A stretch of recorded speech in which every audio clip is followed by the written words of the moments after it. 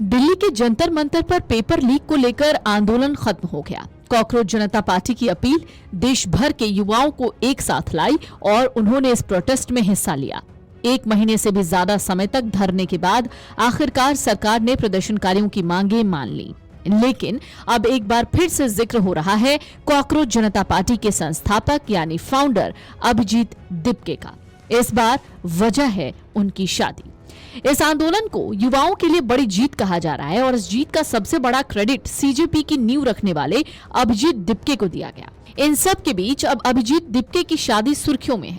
दरअसल अभिजीत की मां ने बताया कि आंदोलन के बाद दिपके की शादी के लिए रिश्तों की बाढ़ आ गई है। अभिजीत दिपके सीजेपी के संस्थापक और अध्यक्ष हैं। चीफ जस्टिस सूर्यकांत की एक टिप्पणी के बाद उन्होंने ही सीजेपी के नाम से सोशल मीडिया पेज बनाया।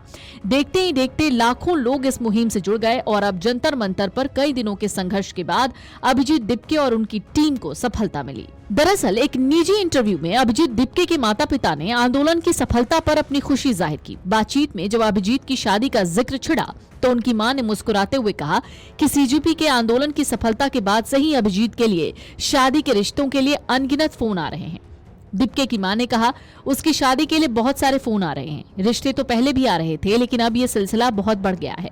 हालांकि शादी जब होनी होगी तब हो जाएगी, पहले उन्हें इन सब चीजों से थोड़ा बाहर आने दीजिए।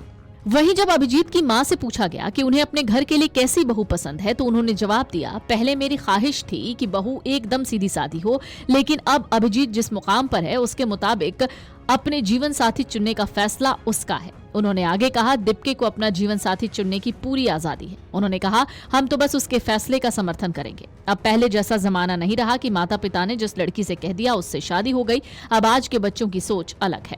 इधर आंदोलन की सफलता पर अभिजीत दिपके के आगे के प्लान को लेकर भी अटकलें हैं। ये सवाल उठ रहे हैं कि क्या दिपके सीजेपी को एक राजनीतिक पार्टी में बदलेंगे या किसी पार्टी के साथ मिल जाएंगे। इसको लेकर पूछे गए सवाल पर दिपके की मां ने कहा कि उन्हें अभी कुछ नहीं पता कि अभिजीत आगे क्या करेंगे। उन्होंने कहा अभिजीत जो भी फैसला लेंगे पूरा परिवार उनके साथ खड़ा होगा।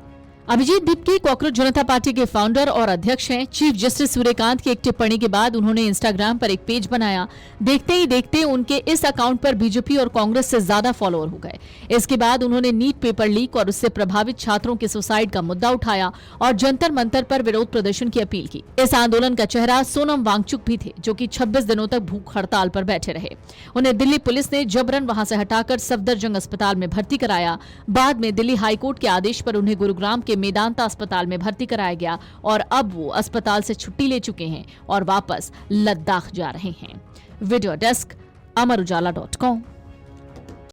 अगर आप ये वीडियो YouTube पर देख रहे हैं तो हमारे चैनल को सब्सक्राइब कर बेल आइकन दबाएं और Facebook पर देख रहे हैं तो हमारे पेज को लाइक करें।